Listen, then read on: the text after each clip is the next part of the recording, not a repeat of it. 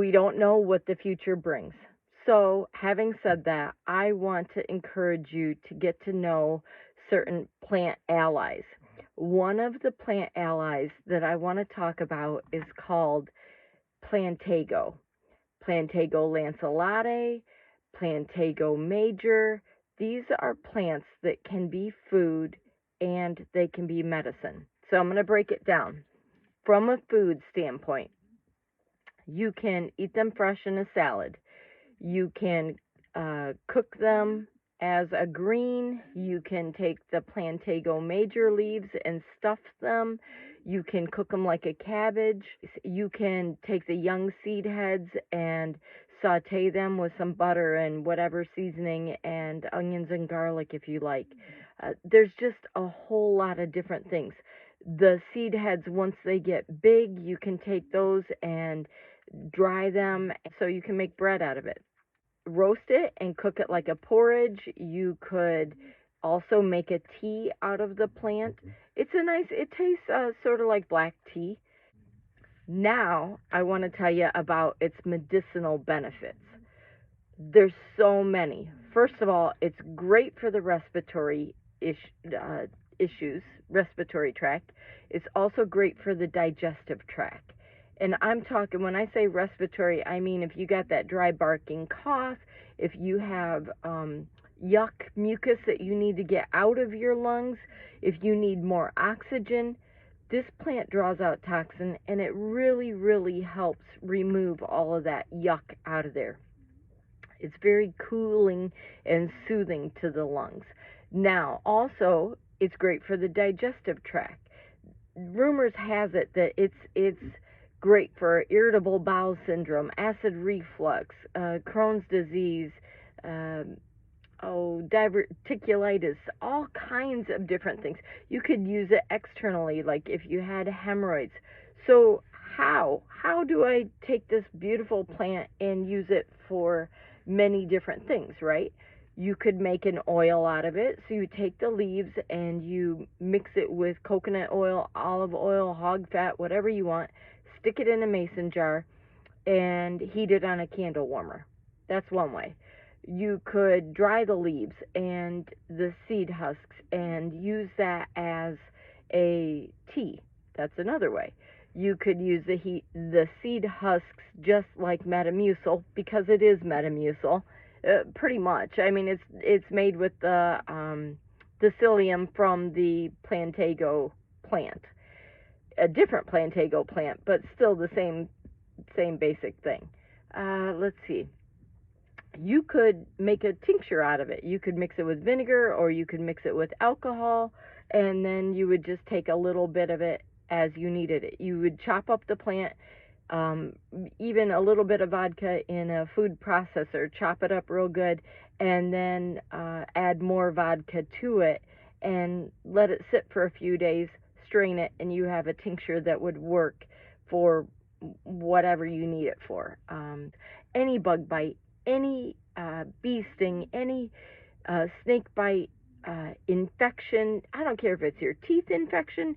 If you got yourself cut open, you would take those leaves, mash them up really good, pop it in that wound. You could even take that macerated part and put it in a big plantain leaf and then put it in the wound and wrap it up. There has been stories where people did this. They had a dog that got cut open and it worked. My personal story is my dog got bit by another dog and had puncture wounds in his neck. I didn't see the puncture wounds in the neck right away. I treated the other wound that he had, and then when I noticed that he was getting inflamed and that there was already toxin in there, I took the plantain, made a poultice out of it, wrapped it and put it on his neck, and it literally drew that infection out like a big worm. And I just kept it on him, like changed the poultice, of course. The poultice is just mashed up leaves. And I'm telling you, it healed from the inside out within a few days, and it was wonderful that I didn't have a ton of vet bills.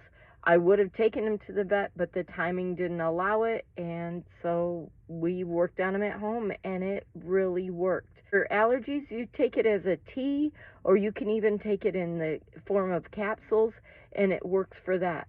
This plant is phenomenal, and for a time where we really don't know what's going to happen, it's a plant that you really need to get to know as your plant ally. I really hope this helps. I hope you really take the initiative to learn about plantain and its benefits. I think in all situations, even if the least nothing happens and it just keeps you from poisoning your yard, then we've succeeded. But if push comes to shove and you actually need it as a food or a medicine, I want you to know what it looks like. Now, in this book, the big book of backyard medicine, it does have plantain. Now I probably can't find it. Oh, here it is. Okay. So here is what Plantago lanceolata looks like. And then the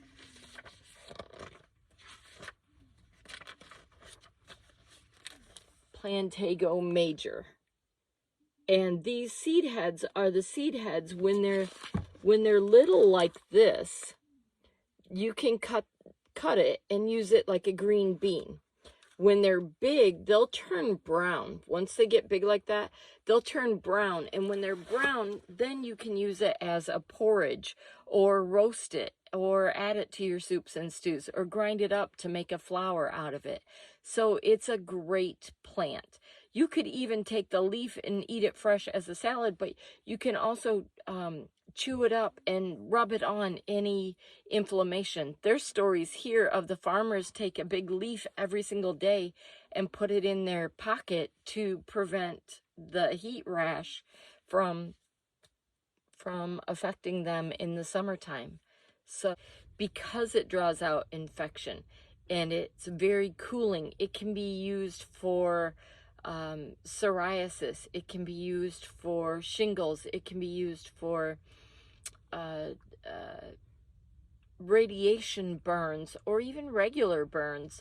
Lots of different purposes. If you have something that's irritating, that's caused from an allergy, even for allergies, you can take this in the form of a tea and it's going to relax the histamine. It's just a great plant. Story time. So our European ancestors brought Plantago here to the United States.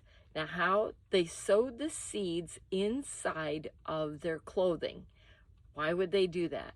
Well, they're going to a wild place with wild people and wild animals, and they had no idea what they were getting themselves into. So if you were going someplace that you did not know what their food, what their medicine, whatever, wouldn't you want to bring your food with you? Well, they did. So plantain likes to grow anywhere that we've roughened up the soil, we've wore it down, or we've tilled it up, or whatever. So as you have the wagon trains going and these people are following behind or tearing up the soil with the wagon wheels or their horses, when they would stop, they would cook their dinner, and you could use plantain seeds to thicken up the soup or the stew. Well, doesn't it make sense that they may have spilled a few seeds? And if they did, then by the time their other family members came along on this wagon train, on the next wagon train, then here's this plant growing for them, and they would recognize it and know that it was food and that it was medicine. And so I love that story, that I can picture my ancestors having it in the hem of their clothing, or because think about this, you're on a ship for 2 months. If you're coming from Scotland to the United States, you're sailing for literally 2 months. And some of those people didn't make it. This was a way that the women could protect themselves and have food provide for their families once they got here. There's many different kinds of plantain plants. The kind that grow in Illinois is Plantago lanceolata and Plantago major. So these are the two that I'm very familiar with, but from the research that I've done, there's different kinds that grow all over the world. They're a wonderful plant to get to know, both for the food side of it and the medicinal side. I really hope this helps. Enjoy your learning experience and building relationships with plants.